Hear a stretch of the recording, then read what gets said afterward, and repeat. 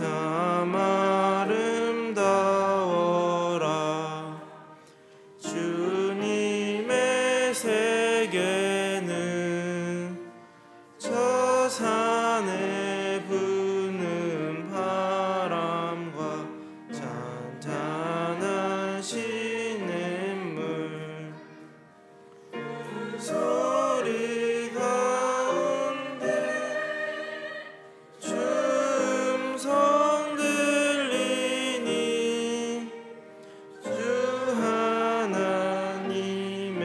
큰 뜻을 알 듯하도다. 아멘.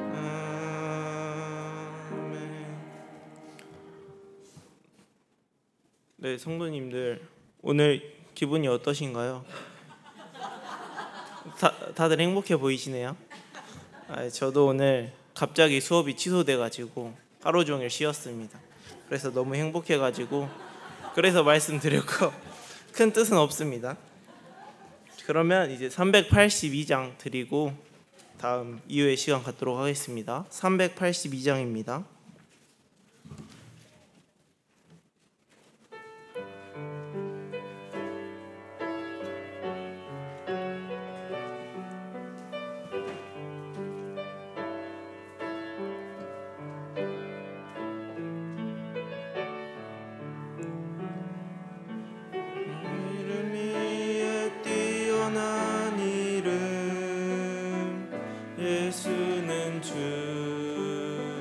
예수는 주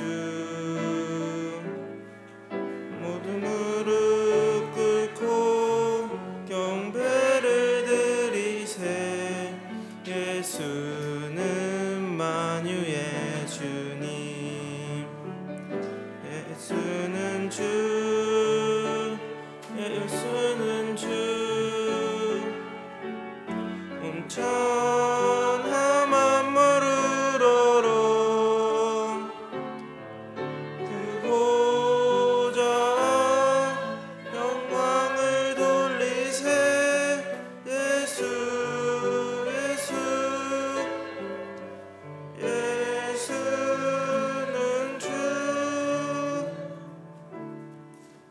이제 기도드리고 이후에 시간 갖도록 하겠습니다. 하나님 아버지, 오늘 이 시간 사랑하는 성도님들이 모여서 주님의 말씀을 듣기 위해 모였습니다. 다음 이후의 말씀 시간에도 주님께서 인도하여 주시기를 원하고 또 기도드립니다. 우리 주님이신 예수님의 이름으로 기도드렸습니다.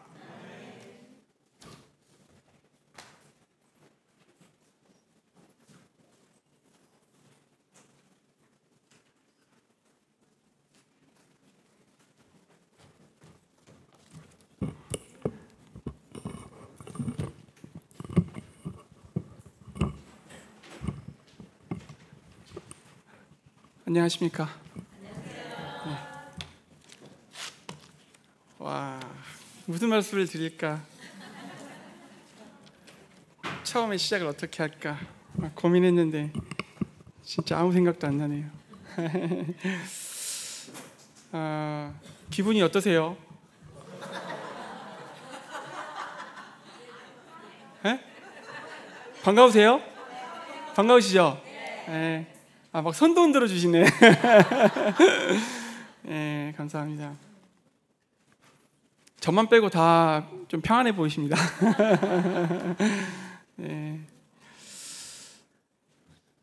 완도에서 정확히 6년 살고 복귀했습니다. 금방 지난 것 같은데요. 결코 짧지 않은 시간이었습니다.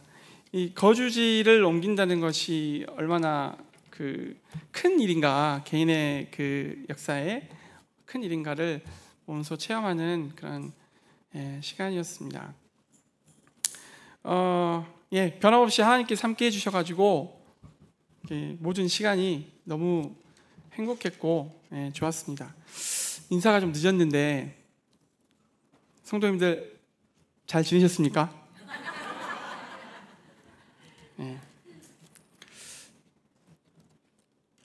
완도에서 참 행복하게 잘 지냈습니다만 그 동북교회를 항상 그리워했고 또 항상 동북교회에서 좋은 소식이 들리기를 또 교회가 잘 되기를 항상 바랬던 것 같습니다.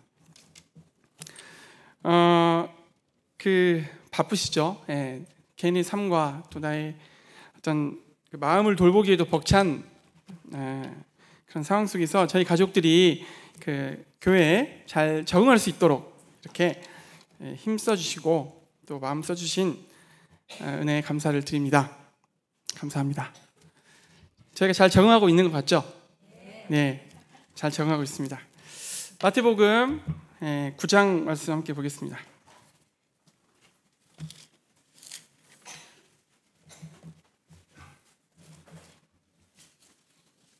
마태복음 9장 9절부터 13절 말씀을 읽도록 하겠습니다.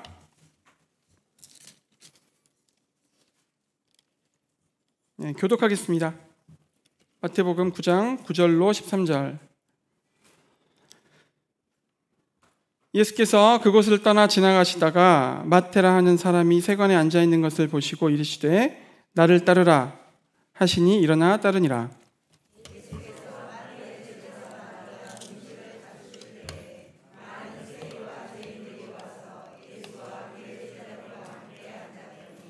바리새인들이 보고 그의 제자들에게 이르되 어찌하여 너희 선생은 세리와 죄인들과 함께 잡수시느냐?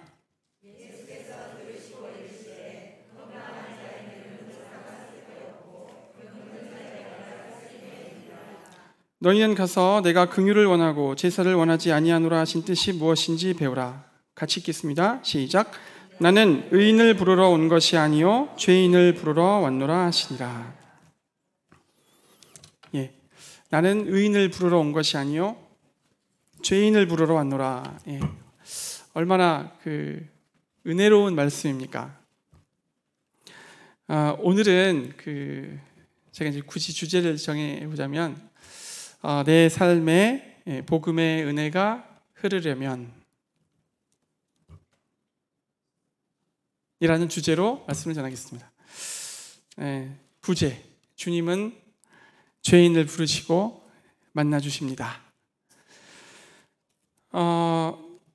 모든 살아있는 존재에게 생명을 허락하시고 공급하시는 분이 바로 우리 하나님이십니다. 이 복음의 은혜도 하나님께로부터 우리에게 이렇게 일방적으로 풍성하게 흐르고 공급되고 있죠. 복음이 무엇입니까? 죄인을 부르러 오신 우리 주 예수 그리스도. 하나님이 죄인을 위해서 사람의 몸으로 오시고 대신 죽으셨다 하는 참 놀랍고 위대한 소식입니다. 죄인을 부르러 오셨어요. 이 죄는 사람이 맺는 모든 관계를 파괴하는 파괴를 가지고 왔습니다. 하나님과의 관계를 파괴했고 또 자연 만물과의 관계를 파괴했고 그리고 사람과의 관계를 파괴했습니다. 그래서 이 죄에 갇혀 있는 이 세상에 또 우리의 삶은 온통 이 관계의 문제로 고통을 당하고 있다. 그렇죠? 지금 관계로 막 고통하고 계신 그런 상황들 머릿속에 떠오르시나요? 우리가 살아가는 게 다 관계 속에서 이루어지는 것이죠. 근데 이제 이것을 이 파괴된 관계를 회복하는 것이 또 복음입니다. 파괴되고 무너져가는 관계를 회복시키는 것이 복음. 그래서 이 복음을 깨달은 우리 그리스도인들은 이 절망 가운데서 하나님과의 관계가 회복됐다는 희망을 발견하죠. 그리고 거기서 나가서 우리의 삶에 무너져 있는 관계들이 하나씩 이제 바로잡혀 가는 것입니다. 주님을 믿음으로 인해서 사람들과의 관계가 또 회복되고 참 절망 가운데 있다가도 다시 죄송합니다. 지금 제가 저 뒤에 경락 경기를 보고 제가 말문이 막혀가지고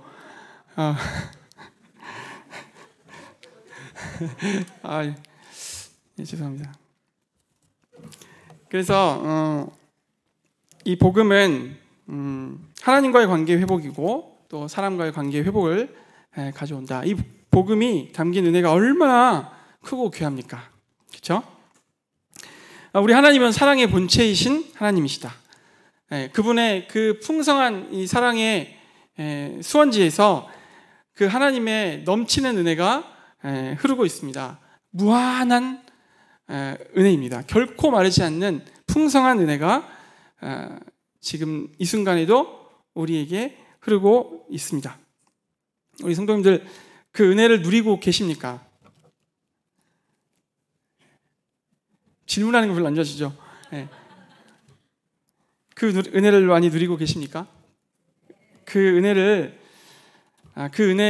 은혜가 우리를 말하자면 촉촉하게 우리를 적시고 있습니까? 혹시 그 은혜의 물결이 우리를 닿지 못하고 메말라 있지는 않습니까? 혹시 우리 마음이 왜 이렇게 팍팍한 땅이 되어 있을까요? 그리고 그 풍성한 은혜의 물길이 닿는 이 삶이라는 것이 과연 무엇일까? 그래서 이 복음의 은혜가 흐르는 이 삶을 소망하면서 말씀을 좀 상고해 보길 원합니다. 오늘 읽은 말씀은 잘 아시는 대로 세리 마태를 부르신 예수님의 이야기, 너무나 익숙한 말씀이죠. 그는 이 마태복음을 쓴 저자이기도 합니다. 참 재밌죠. 자기가 자기의 이야기를 쓴 거예요. 다른 공간 복음서, 마가복음, 누가복음에도 이 기록이 있긴 한데 마태복음의 기록은 좀 더 이렇게 신선하게 느껴집니다. 자기가 자기 이야기를 썼으니까. 자신이 예수님 만난 이야기를 정말 덤덤하게 썼어요. 좀 더 저 같으면 나는 너희들이 모르는 특별한 거 알고 있어. 좀 더 이렇게 자세하고 좀 재밌게 좀 썼을 것 같은데 정말 간단하고 담백하게 정말 마치 그 남 이야기 하듯이 썼다는 느낌을 받습니다. 9절에 주님의 시선이 한 남자에게 머물렀습니다. 세관에 앉아 있는 것으로 보아서 그는 세리였던 것 같습니다. 그의 이름은 마태. 다른 복음서에는 알페오의 아들 레위라고도 나와 있죠. 그래서 이 세리가 당시에 어떤 취급을 받았는지에 대해서 일단 많이 들어보셨을 것이고요. 당시 이스라엘을 점령하고 있던 로마, 그리고 그 로마의 앞잡이 노릇을 하면서 동족의 피를 빨아먹는, 그러면서 자신의 주머니를 채우는, 어떻게 보면 이 이스라엘 백성들에게 있어서는 원수와 같은 존재, 개 돼지 취급을 받던 그 취급하던 이방인들과 동급으로, 또 몸을 파는 창기들과 동급으로 그렇게 쓰레기로 취급했던 그런 일을 하고 있었죠. 그는 자리에 앉아서 열심히 일을 하고 있었습니다. 아무 일 없다는 듯이 매일을 열심히 살아가고 있습니다. 그의 마음은 어떤 마음이었을까? 유대인 동족들에게 한 명 한 명 세금을 매기고 받고 있었을 것이죠. 어렵게 세금을 내고 있는 이 동족들에게 얼마나 깊고 이 매서운 이 멸시의 눈빛을 받아야만 했을까? 이런 끔찍한 매국노야. 네가 그러고도 하나님의 심판을 피할 거라고 생각하냐? 너만 잘 먹고 잘 살면 되지. 하나님의 저주가 너한테 있을 것이다. 침을 뱉고 가는 이들도 있었을 것이고요. 정말 살인의 위협을 가하는 자가 있었을지도 모릅니다. 그의 마음이 어땠을까요? 나는 왜 이렇게 살고 있을까? 그래서 먹고 살려면 어쩔 수 없고, 내가 잘할 수 있는 일, 또 먹을 거 걱정 않고 살 수 있는 그 방법을 내가 여기서 찾았는데 내가 어떻게 할 수 있을까? 세례였으니까 아마 계산도 굉장히 빨랐을 것입니다. 이 마태복음을 기록할 정도 굉장히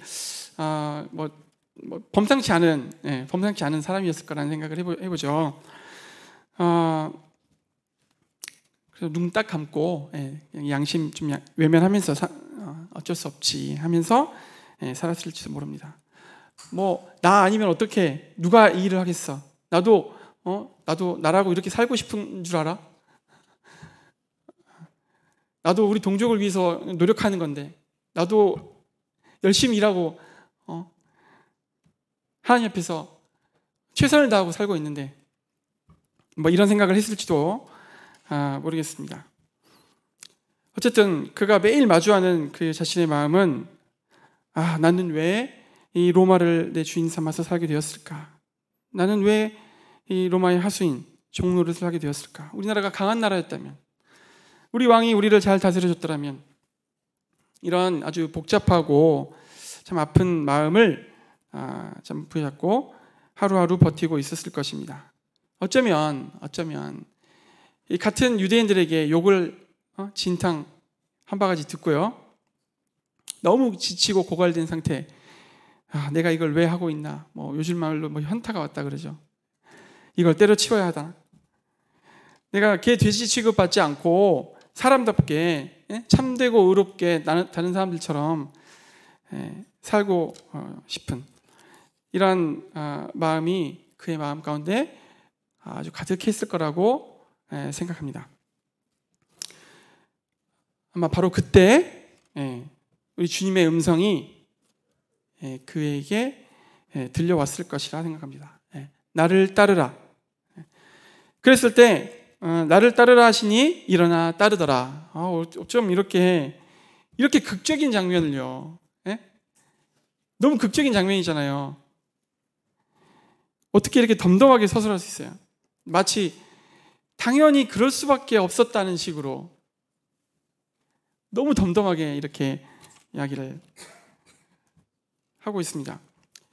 성도님들, 우리가 영화가 아닌 그 상황, 현실 상황에서 그대여 나를 따라오게 이렇게 하는 한마디에 어떻게 우리가 그렇게 할 수 있겠습니까?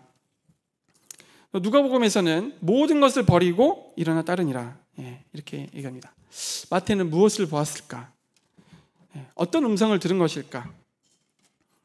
예수님의 음역대가 특별했다거나 그런 것은 아니었을 것이고, 예수님을 알고 있었을까요? 그런 것도 아닐 것이고, 어떻게 그 음성에 반응을 하고 모든 것을 버려두고 예수님을 따라갔을까? 분명한 것은 이 세리 마태가 이 예수님의 음성을 들을 준비가 된 사람이었다는 것이었습니다. 그분의 부르심을 간절히 기다리던 사람. 그 사람은 누구입니까? 그 사람은 죄인이었습니다. 누가 봐도 죄인, 공식적인 죄인. 자신이 생각해도 나는 죄인이야 라고 생각하는 그 세리마태, 그 세리마태를 주님께서 불러주셨습니다.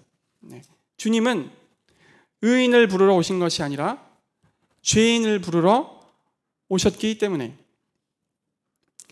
하나님께서는 당신의 그 사람들을 부르실 때 이렇게 준비를 시키시죠. 상황으로든 말씀으로든 어떻게든 우리의 마음이 하나님 앞에 정말 큰 죄인이라고 하는 이 사실을 깨닫게 되기까지 우리를 이끌어 가십니다. 이 세리마태는 하나님의 말씀을 받기에 준비된 사람이었다. 그분의 음성을 들을 준비가 된 사람이었다. 아니, 그의 음성에 반응할 수밖에 없는 그런 사람이었다.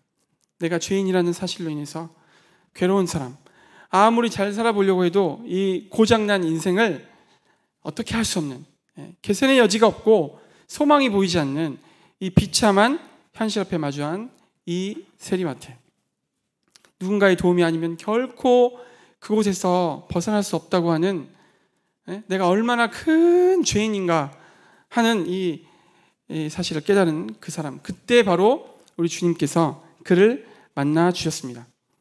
주님은 이렇게 우리가 죄인의 자리에 있을 때 우리를 만나 주시는 것 같습니다. 우리 성도님들 다 어떻게 주님을 만나셨습니까? 사실은요, 오늘 제가 구원간증 자기소개하라고 하시더라고요. 자기소개. 새삼스럽게 자기소개가 필요하기도 한 것 같아요. 근데 너무 제 얘기만 하면 별로 은혜가 되지 않을 것 같아서 접었고요. 어쨌든 우리가 어떻게 주님을 만날 수 있었습니까? 우리 성도님들 어떻게 그 어려운 걸 이루어내셨습니까? 어떻게 그게 가능했습니까? 어떻게 우리가 주님을 만날 수 있었습니까? 바로 우리가 모두 죄인이었기 때문에. 주님은 의인을 부르러 오신 것이 아니라 죄인을 부르러 오셨기 때문에. 실은 우리도 마태와 같이 모두 다 이런 참혹한 이 죄인의 형편에 있지 않았습니까? 우리도 모두 세리 마태와 같이 갈 바를 알지 못하고 방황하던 그런 사람이 아니었습니까? 우리 주님께서 우리를 찾아오셨어요. 나를 따르라. 그때 우리는 해방을 얻었고 복음을 받아들이고 참 자유를 얻게 되었습니다. 그 공자님이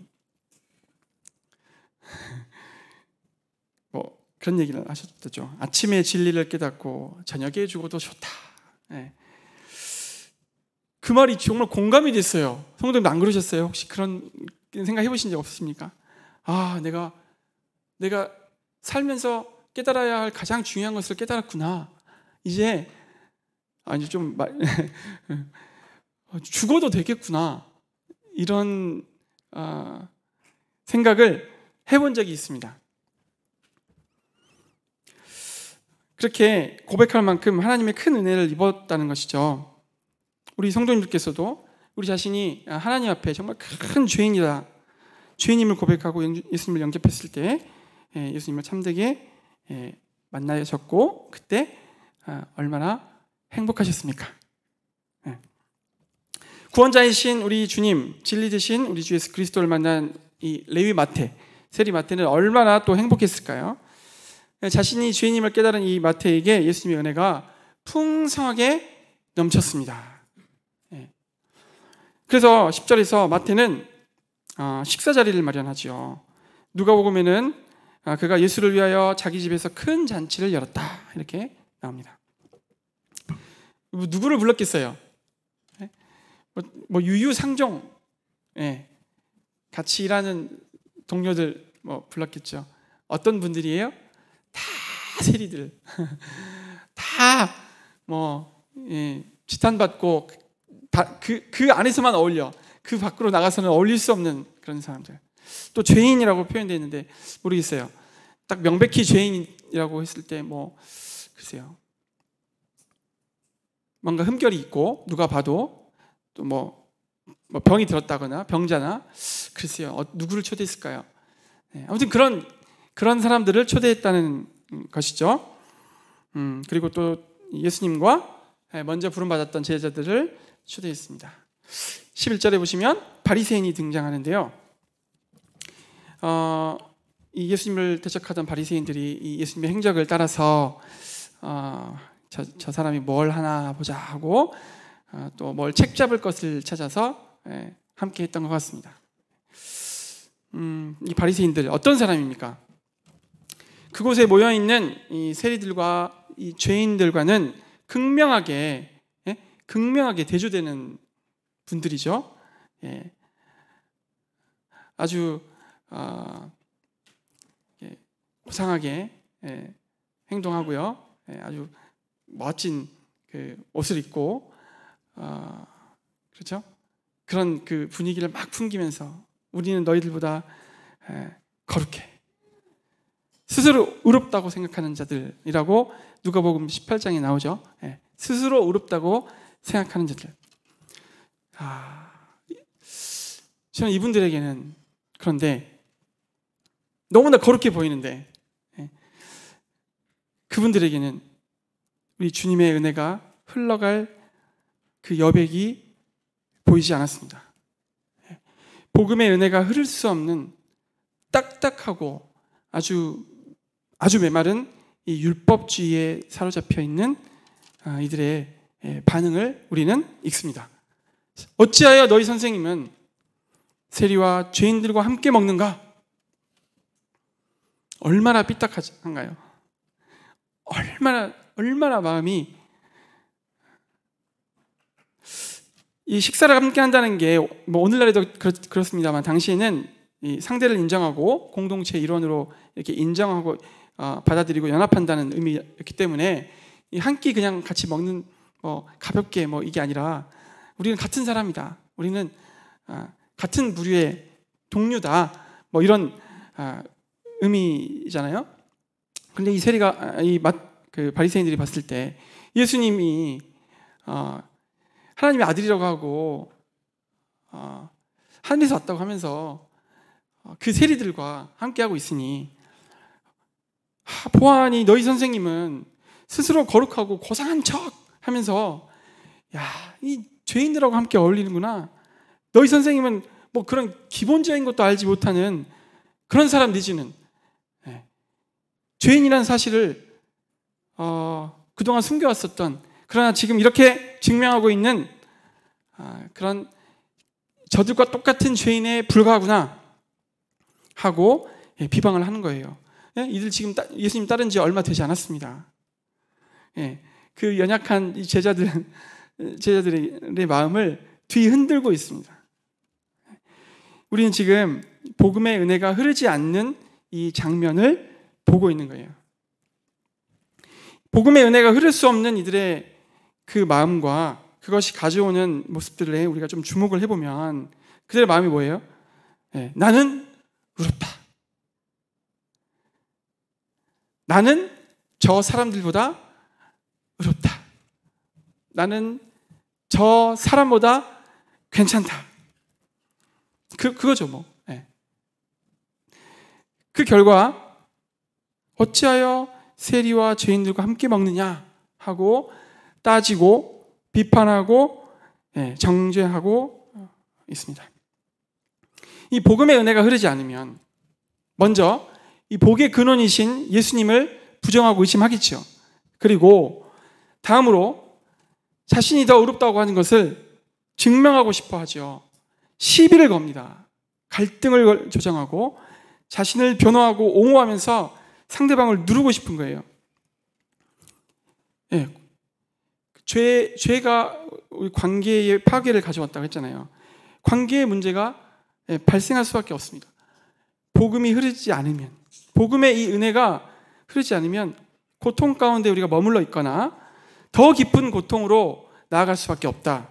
예수님께서 들으시고 그들에게 말씀하십니다. 건강한 자에게는 의원이 쓸데없고 병든 자에게라야 쓸데있느니라. 첫 번째. 두 번째, 내가 긍휼을 원하고 제사를 원하지 아니하노라 하신 뜻이 무엇인지 배우라. 그리고 세 번째, 나는 의인을 부르러 온 것이 아니요 죄인을 부르러 왔노라. 내가 의롭다고 믿는 사람은 절대로 우리 주님을 만날 수 없고 복음의 은혜를 누릴 수 없습니다. 누구에게 복음의 은혜가 흐른다고요? 내가 죄인임을 깨달은 사람에게 복음의 은혜가 흐릅니다. 우리 주님은 세리와 죄인들과 함께 하셨고 다른 이들은 예수님을 거부해도 우리 주님은 다른 이들은 그 세리와 병자들을 거부했잖아요. 그렇지만 우리 주님은 받아주셨습니다. 바리새인들은요 그들과 절대 어울리지 않았어요. 어떻습니까? 우리는 좀 수준 있고 좀 높은 사람들, 또 인성도 좀 괜찮은 사람들요. 좀 말이 좀 잘 통하고 같이 어울렸을 때 나를 해코지 하거나 나를 힘들게 하지 않을 것 같은 그런 사람들을 우리의 모든 세포가 순식간에 알잖아요. 바로 센서가 작동해가지고 내가 저 사람과 함께 할 사람인가 아닌가. 그런 본성이 우리에게 있습니다만 우리 주님은 죄인을 부르러 오셨습니다. 그런데 우리가 처음에는 참 우리가 죄인임을 정말 깨닫거든요. 깨닫고 요즘 게 나왔잖아요. 그런데 우리가 시간이 지나고 교회 생활을 하고 또 배우고 뭔가를 더 알아간다고 하고 그러면 우리도 모르게 죄인의 자리가 아니라 의인의 자리에 앉아서 세상과 사람들을 나아가서 가족과 성도들까지도 보더라는 거예요. 그것은요, 주님의 음성에 귀를 닫는 것이고 우리의 삶이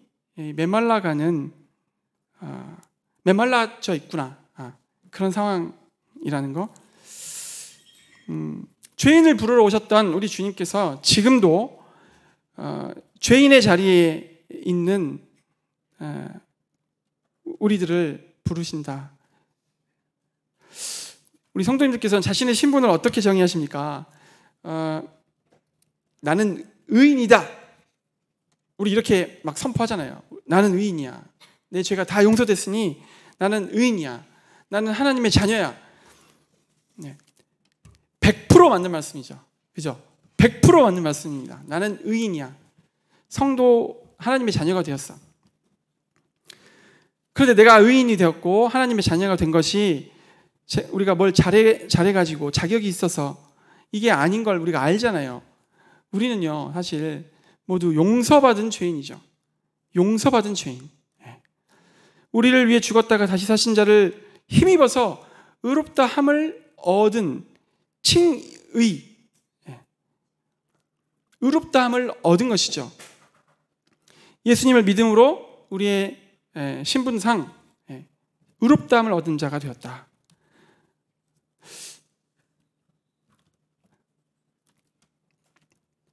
분명히 우리가 죄인임을 깨닫고 구원자이신 예수님을 만났는데 시간이 지나고 교회 생활 좀 하고 그러다 보면 죄인이었던 우리가요, 그 예수 그리스도의 은혜로 의인이 되었다, 이 선언을 막 수없이 접하다 보니까 뭔가 약간 오해의 싹이 또 그 안에서 또 생기는 것도 같아요. 시간이 지나면서 우리 상태가 지금 완전한가요? 우리 상태가 의롭지 않죠. 근데 이 시간이 지나면서 우리의 상태가 의로운 것은 전혀 아니라고 하는 이 사실 알고는 있는데, 이 사실이 우리 마음속에서 왜 그런지는 모르겠는데 이렇게 희미해지고 나도 모르게 죄인의 자리를 떠나서 그 의인의 자리에 앉아 있는 것을 우리가 참 많이 발견을 합니다. 그 속담에 개구리 뭐예요? 올챙이적 생각 못한다. 내가 교회 생활 오래 해서 나도 알 만큼 알아. 나도 말씀 다 알고 저 사람보다 더 많이 알아.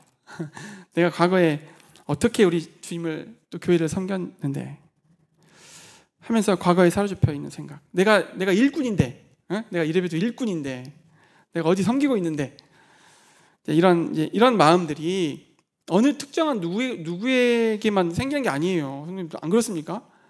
우리 마음에요, 은연중에 이렇게 막 잠식해 오는 것을 경험하셨을 거예요. 우리가 분명 신분상 의로운 자로 하나님께 인정받게 됐지만 이 나라고 하는 이 존재에 대해서 정직하게 인식한다면 구원받은 이후에도 우리가 여전히 긍휼이 필요한 죄인이라고 고백하는 그 자리에 있어야 할 것입니다. 제가 뭐 오해를 불러일으키는 건 아닌지 모르겠습니다. 막 의인인데 의인은 아니고, 뭐 죄인은 아닌데 또 그렇다고 또 막 의인도 아니고 막 헷갈리지 마시고, 이 말씀의 의도를 좀 이해하시죠? 그래서 우리의 삶 전반에 이 복음의 은혜가 찬찬하게 머물러 있지 않으면 우리는 쉽게 그 의인의 자리에서 사람들을 판단하고 정죄하고 정말 멸시하는 눈빛으로 볼 수 있습니다. 우리가 복음의 은혜가 흐르는 삶을 살고 싶은데 그 삶을 살지 못하는 이유가 무엇인가? 우리가 죄인의 자리에서 벗어나 의인의 자리에 앉아있기 때문에. 누가 주님의 음성을 듣습니까? 죄인이 듣습니다. 누가 주님을 만날 수 있습니까? 죄인입니다. 누구를 만나주십니까? 죄인입니다. 주님의 그 부르심이 효력 있는 부르심으로 다가오는 그 대상은 죄인이에요. 우리는 얼마나 죄 많은 인생입니까? 내 고집, 내가 옳다고 생각하고 함부로 생각하고 말했던 게 얼마나 많은지 모릅니다. 심지어 이 강단에서 말씀을 전하는 도중에도 그런 게 있더라고요. 제가 완도에 가서 막 후회도 많이 했어요. 그때 왜 그런 말씀을, 내가 뭘 안다고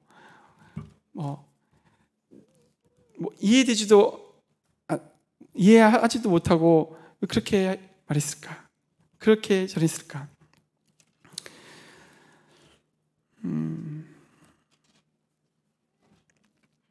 우리는 구원받았지만 여전히 복음의 은혜, 십자가의 은혜가 필요한 자들입니다. 복음의 은혜가 나에게 다시 흐르기를 우리가 함께 기도해야 할 것입니다. 그럼 내가 얼마나 악한 죄인인가 깨달아야겠죠. 우리가 예배 시간에 떡과 잔 앞에 나와서 참 부활하신 우리 주님을 인해 기뻐하고 참 즐거워하고 우리가 얻은 이 구원의 확신, 구원의 소망, 이걸 가지고 너무 기뻐하는 자리이기도 하지만 우리의 모습을 발견하는 자리죠. 우리가 어떤 중에 구원을 받았는가, 어떠한 나를 우리 주님이 구원하셨는가, 주님이 저렇게까지 하셨다고, 자기를 하나님이신 그분이 사람이 되어서 저렇게까지 자신을 버리시기까지 나 같은 사람을 사랑하셨다고. 내가 뭐길래, 나는 내 삶은 정말 엉망진창, 나는 정말 하나님 앞에 큰 죄인인데. 그런 시간이 우리에게 참 있다는 게 얼마나 감사한지 모르죠. 복음이 무엇입니까? 나는 의인을 부르러 온 것이 아니라 죄인을 부르러 왔다. 결혼하고서 저희 자매가 긴장하는 시간이 되어서가네요. 결혼하고서 배운 것이 진짜 많은데요. 와, 결혼 꼭 하셔야 돼요. 우리 청년 형제님들, 자매님들. 와. 저는 결혼하고 나서 저는 처음 알았습니다. 배가 고프면 성질이 난다는 것을. 배가 고프면 성질이 난다. 와, 저는 그거를요 결혼하고 알았어요. 이상하죠. 근데 나만 그런 게 아니고 다 그런다. 이것도 알게 됐어요. 피곤하거나 마음에 근심이 있으면 어때요? 마음이 예민해지죠. 그리고 여유가 없어져요. 오늘 말씀 전하러 올라와야 되니까 마음이요 평소답지 않은 모습을 저희 애들이 보면서 왜 그러냐고. 학교에서도 저희가 학교에서 아이들 가르치고 있습니다. 초등학생들 아이들을 대한 모습을, 제 모습을 이제 제가 이제 관찰을 해보면 어떨 때는 한없이 이렇게 너그럽게 잘 해줘요. 내가 하나님의 사랑을 알고 있는 사람이다, 얘들아. 그런데 이제 막 쫓기고 막 갈등이 있고 그러면요 얼마나 아이들을 코너로 몰아세우는지요. 얼마나 미안한지 모르다. 그러니까 그런 상태에 오래 머무르지 않게 우리 자신을 관리하는 게 참 중요하다. 참 그런 부분이 또 있습니다. 그런 부분을 배웁니다. 마찬가지로 우리의 삶이 언제 딱딱해지고 굳어지는가? 그렇더라고요. 긍휼보다 제사를 강조할 때, 가정이, 내가 속해 있는 이 조직이, 또 내가 사랑하는 이 주님의 몸된 이 교회가 언제 차갑고 냉랭해지는가? 긍휼보다 제사를 강조할 때. 주님은 방금 우리가 읽은 말씀에서 긍휼을 원하고 제사를 원하지 아니하노라. 너무 형식적으로 됐으니까 그 제사를 원하지 않는다고 하신 거죠. 이 제사가 무엇입니까? 구약의 율법, 엄격한 이 율법을 따라서 드려지는 것이죠. 실수가 용납되지 않는 것입니다. 어때요? 일 처리가 완벽해야 됩니다. 이 제사는요. 완벽하게 율법을 지키고 안식일을 지키고 이것이 말하자면 제사죠. 이 세상에서는 그렇습니다. 직장에서는 제사를 요구합니다. 잘 못하면요, 지적하고 끌어내리고 흠 잡으려고 눈에 불을 켜고 있는 것 같은 그런 곳이 바로 이 세상입니다. 죄의 종노릇하게 하는 이 사탄이 다스리는 나라. 얼마나 이런 데 살면 조마조마해요. 얼마나 가슴을 졸이는 삶이에요. 우리가 얼마나 예민하고 날카롭고 얼마나 피곤해요. 이런 데서 안 살고 싶어요. 그죠? 갑자기 저희 아이들이 떠오르면서 좀 미안해지는데요. 그런데 긍휼은 무엇입니까? 긍휼. 내가 긍휼을 원하고 제사를 원하지 않는다. 이 긍휼이 무엇입니까?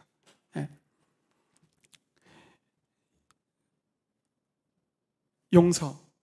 그죠? 또 용서. 그리고 또 용서. 사랑이 우선이죠. 일 처리가 좀 미숙하면 어때요? 멋지게 찬양을 좀 못하면 어떡합니까?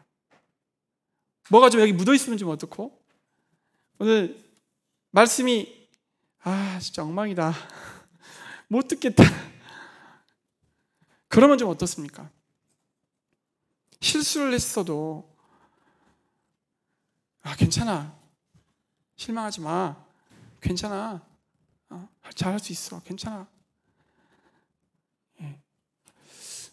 우리 가정도 우리 교회도 제가 속해 있는 어떤 공동체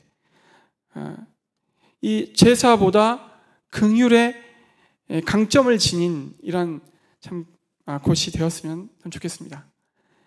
당연히 우리가 교회로 모였으니까 우리 교회를 생각하면서 말씀드리는 거겠죠. 제사보다 긍휼의 강점을 지닌 교회가 됐으면 좋겠습니다. 좀 못해도 사랑으로 격려 좀 해주고요. 잘 안 고쳐줘도 그냥 힘들죠. 잘 안 고쳐지는 그 배우자 생각하면서 얼마나 힘드세요. 저 너무 힘들어요. 그래도 그만큼 상대방도 힘들어요. 그렇잖아요. 그럴 수 있어. 괜찮아. 그것이 복음의 은혜가 흐르는 것이 아니겠습니까? 우리가 바리새인의 길을 가기 쉽습니다. 우리는 너나 할 것 없어요. 사실 우리 자신만 생각하면 되죠. 내가 복음의 은혜가 흐를 수 없는 이 마음이 쉽게 돼버려요. 그렇게 쉽게 찾아오는 그런 연약한 자란 말입니다. 우리 다 그렇지 않습니까? 아마 모든 것을 합력하여 선을 이루시는 우리 신실하신 하나님께서는 우리 성도님들의 각자의 삶 속에서 계속 일하고 계실 겁니다. 내가 얼마나 큰 죄인이고 과거에 얼마나 큰 죄인이었는가를 깨닫게 하신 그 하나님께서 오늘 지금 여전히 우리가 얼마나 큰 죄인인가를 깨닫게 하시는 이 과정, 이것이 우리에게 수없이 찾아오는 거예요. 그러실걸요 아마. 우리 하나님 신실하신 분이니까. 부부 사이의 갈등을 통해서, 직장 생활의 어려움을 통해서, 가족관계 어려움을 통해서, 성도와의 관계 어려움을 통해서 그런 일들을 계속 주님은 하고 계시는 것이죠. 그때 우리가 이 상황에 매몰돼서 시비를 가리고 내가 옳다고 주장하고 당신이 잘못됐다고 비판할 수도 있어요.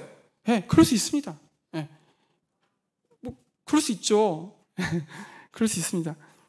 그런데 이제 딱 그렇게 이제 비판하고서 우리가 그리스도의 양심이 있잖아요. 그러고 나서 이제 우리 생각하는 거죠. 그 상황이 바로 우리 주님이 나를 죄인의 자리로 초대하고 계시는 그 주님의 초청이라고 하는 것을 전 부부싸움하면서 많이 깨달았어요.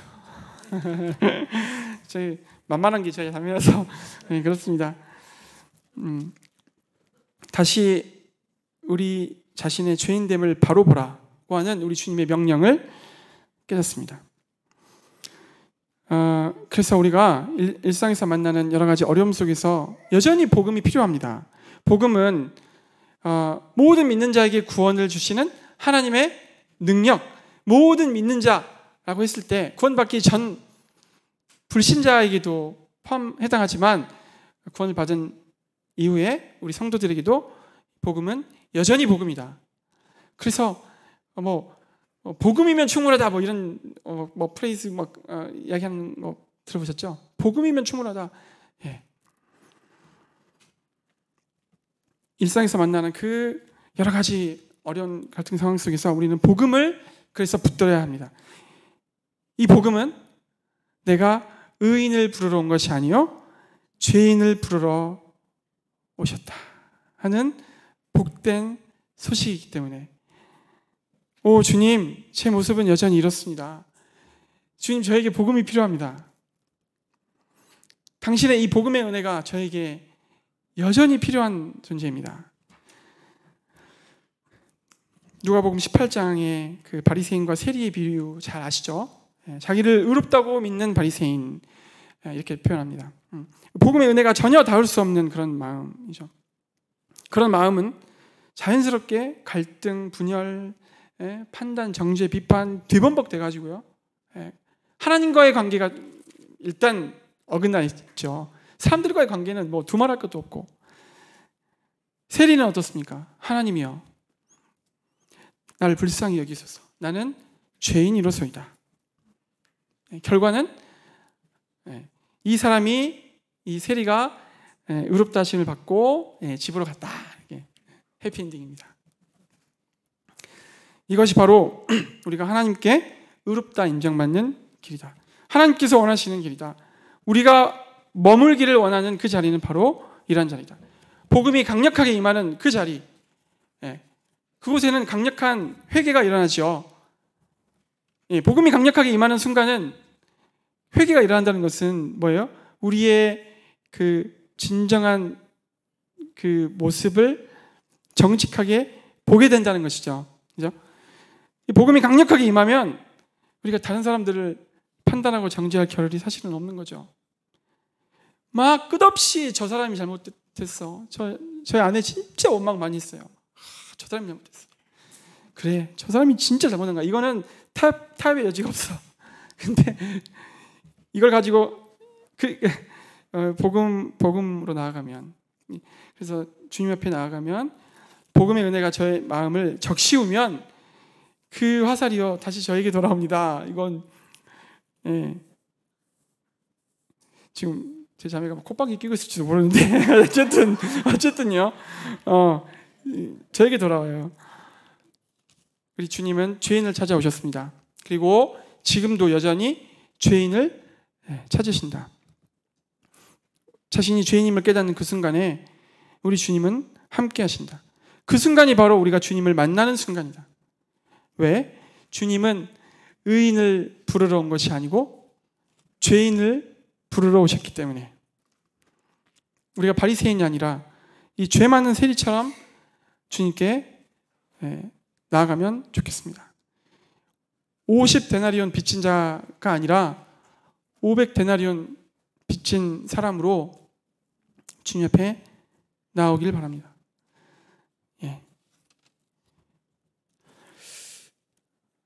마태복음을 마태가 썼잖아요. 이 마태, 마가, 누가복음에 그 12제자 이름이 나오거든요. 12제자 이름이 나오는데 마태복음에 좀 신기한 게 있어요. 마태복음에는 자신을 뭐라고 소개했냐면 세리 마태라고 써놨어요. 근데 다른 마가복음, 누가복음에서는 그냥 여러 빌립, 바돌로메, 누구 도마, 마태 도마 이렇게 그냥 마태 이렇게 나왔어요. 차마 그 우리 마태 형제의 그 과거를 들추고 싶지 않았겠죠. 예? 세리가 얼마나 돼지 취급 받았습니까? 근데 희한하게 이 마태는 세리 마태, 자신을 잊지 않은 거예요. 내가 어떤 사람인지를 잊지 않은 거예요. 뭐 너무 과장된 해석인지 모르겠습니다만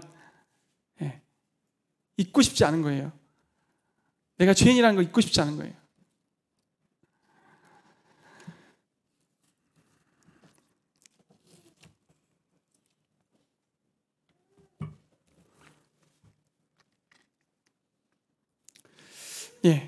계속 이런 믿음의 선한 싸움을 해 나가시게 될 것이고, 그때마다 복음의 은혜가 나의 삶에 흐르기를 원합니다. 복음의 은혜가 나에게 흐르기를 원합니다. 이렇게 기도하면서 의인의 자리를 고사하고 죄인의 자리에 서서 보는 훈련, 노력, 이것도 필요하겠죠. 얼마나 갈까요? 모르겠지만 뭐 다 잊어버려도 그래서 요즘에 계속 이제 이거 묵상하면서 복음의 은혜가 흐르는 제 삶이 됐으면 좋겠어요. 복음의 은혜가 흐르는 우리 교회가 됐으면 좋겠어요. 이렇게 지금 이제 기도하고 있습니다. 정리하겠습니다. 복음의 은혜가 흐르게 하기 위해서는 나에게 복음의 은혜가 흐르려면 주제였죠? 우리는 죄인의 자리에 머물러 있어야 한다. 주님은 의인을 부르러 온 것이 아니요 죄인을 부르러 오셨다. 그분의 음성을 우리가 듣고 우리 개인의 삶과 가정과 직장과 우리 교회에서 우리의 관계가 변화되어 가기를 원합니다. 그래서 우리 교회가 복음의 은혜가 정말 실제적으로 넘치는 따뜻하고 좋은 곳이 되었으면 좋겠습니다. 기도하고 마치겠습니다.